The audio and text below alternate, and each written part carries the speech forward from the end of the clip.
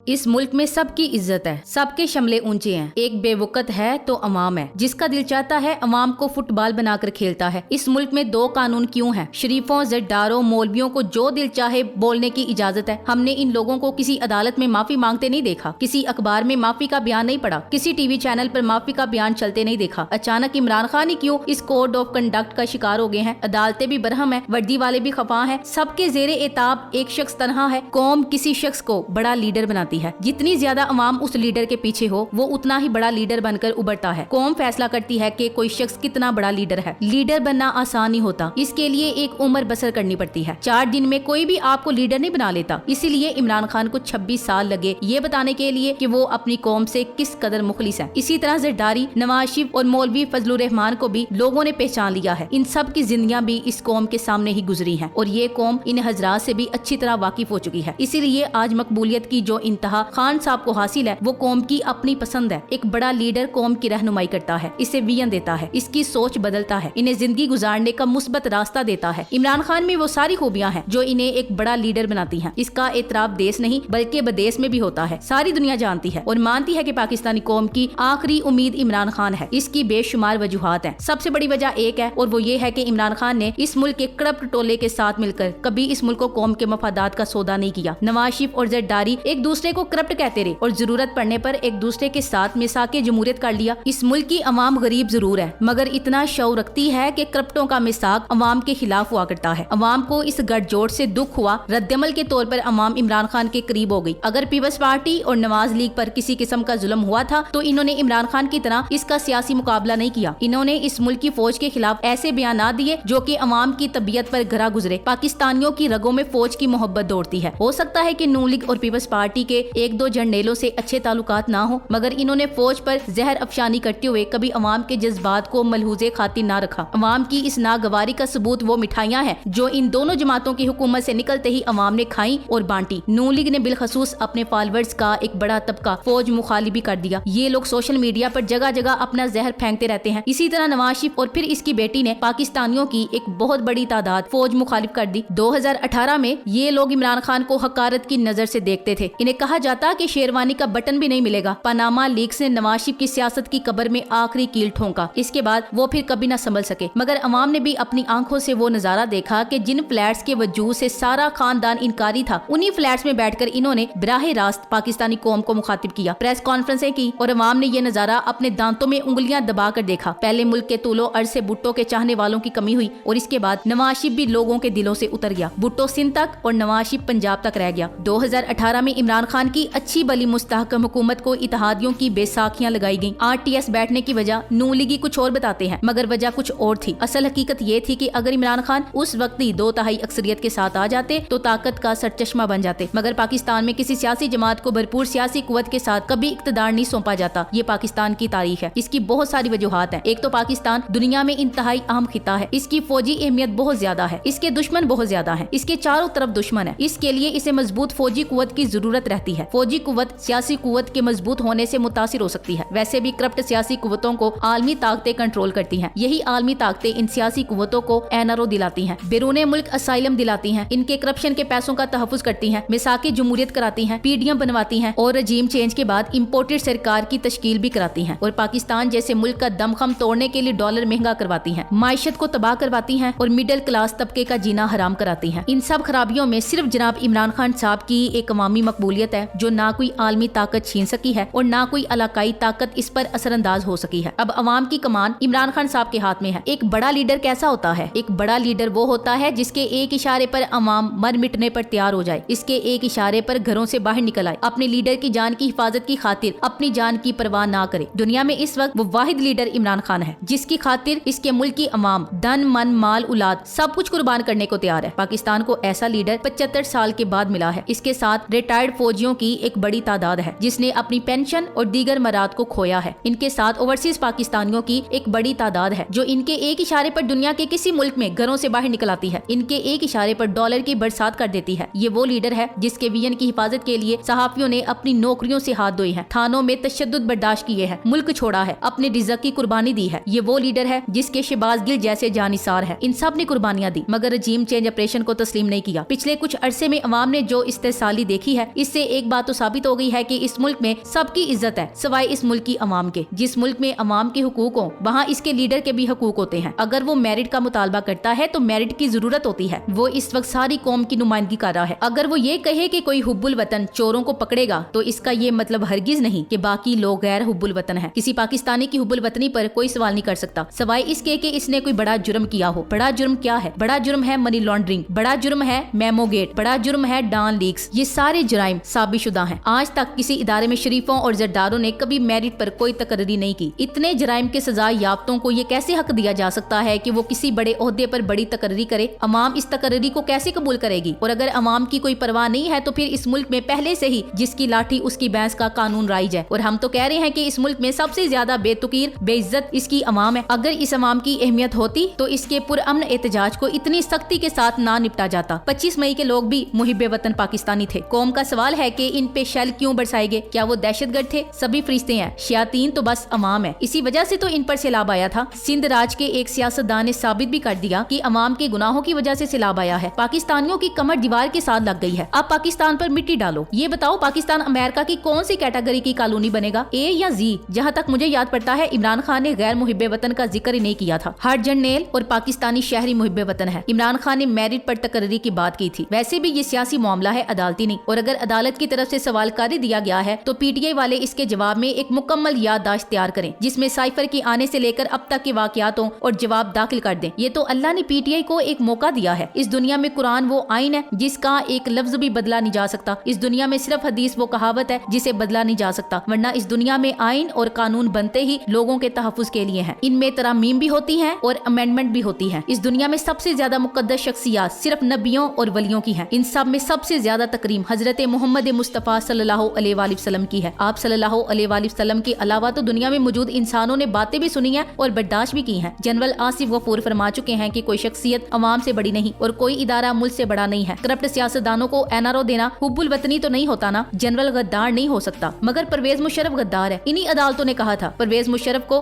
سڑک کے بیچ میں لٹکا کے رکھو. کیا یہی ریمارکس نہیں تھے محترم قابل ججز کے؟ کیا سال پہلے اسی فوج نے کورٹ مارشل کر کے ایک جنرل اور ایک بریگیڈیئر کو سزا نہیں دی تھی؟ کیونکہ خان اور کمپنی لاڈلی بھی نہیں ہے اور نہ ہی ان کی طاقتور لوگوں سے رشتہ داری ہے. اس لیے بہتر ہے کہ خان اور کمپنی ترازو رکھ لے اور تول کے بات کرے. ورنہ دہشت گرد غدار جیسے پرچے اور فتوے تیار پڑے ہیں, صرف نام کی مہر لگانی ہے. بالفرض خان صاحب نے محب وطن کا لفظ بھی اگر استعمال کیا ہے تو کیا اس سے یہ مراد لیا جائے گا کہ باقی محب وطن نہیں؟ وگرنہ آرمی چیف سن 71 میں بھی تھا. کہاں گیا مشرقی پاکستان؟ جنرل پرویز مشرف پر کیوں غداری کا مقدمہ چلا؟ بریگیڈیئر رضوان جو 1 اسٹار جنرل تھا اس کو غداری پہ سزائے موت ہوئی اور رجیم چینج کا پلان اور اس کی ایگزیکیوشن جسٹیفائیڈ ہے. اگر سارے محب وطن ہیں تو غداری کے پرچے کون کروا رہا ہے پھر؟ خان صاحب کا کہنا تھا نواز زرداری ڈان لیکس اور میمو گیٹ جیسے کام کرنے والے اپنی پسند کا چیف لانا چاہتے ہیں. آرمی چیف کی تعیناتی اور فوج سے متعلق پی ڈی ایم کے تمام لیڈران بشمول مریم نواز کے بیانات اس وقت سوشل میڈیا کی زینت بنے ہوئے ہیں. کسی کو ان بیانات پر غصہ کیوں نہیں آتا؟ دنیا کا سب سے مقبول ترین لیڈر اپنے ملک کے سرٹیفائڈ چوروں کو آرمی چیف کی سلیکشن کی اجازت نہیں دینا چاہتا. عمران خان نے اپنی تقریر میں حب الوطنی کا ذکر 3 مہروں کے لیے کیا ہے جن کو انہوں نے سیکیورٹی رسک ڈکلیئر کیا اور جن کا ہر فیصلہ اپنے ذاتی مقاصد کے حصول کے لیے ہے. عمران خان نے آرمی چیف کی تعیناتی کی میرٹ کی بات کی ہے. پوری دنیا میں رواج ہے کہ سب سے سینئر امیدوار کو آرمی چیف تعینات کیا جاتا ہے اور ہمارے ہمسایہ ملک میں بھی یہی نظام ہے. پاکستانی فوج نظم و ضبط اور لیڈرشپ کی بہترین مثال ہے. قوم پوچھ رہی ہے کہ ایڈمرل منصور الحق کو امریکہ سے لا کر کیوں سزا دی گئی تھی؟ اگر وہ محب وطن تھے تو سزا دینے والوں کے خلاف کارروائی کیوں نہیں کی گئی؟ کامران خان نے ٹویٹ کرتے ہوئے کہا ہے کہ عمران خان کے انتہائی متنازع بیان نے خطرناک صورتحال کو جنم دیا ہے. پورا ملک مضطرب ہے. اسلام آباد ہائی کورٹ نے بے حد غصے کا اظہار کیا. صدر پاکستان عارف الوی تک نے لا تعلقی کا اظہار. آج صبح میرا عمران خان سے انٹرویو طے ہوا تھا. اب ہمیں آگاہ کیا گیا ہے کہ یہ انٹرویو کسی قیمت آن ایئر نہیں ہو سکتا. عوام سوال کرتی ہے کہ کامران خان کا انٹرویو کیوں آف ایئر کیا گیا, کس قانون کے تحت؟ ابھی تو عدالت نہیں لگی, ابھی تو پیمرا کا کوئی نوٹس نہیں ملا, پھر اچانک یہ حکم کہاں سے صادر ہو گیا؟ Thanks for watching. اللہ حافظ.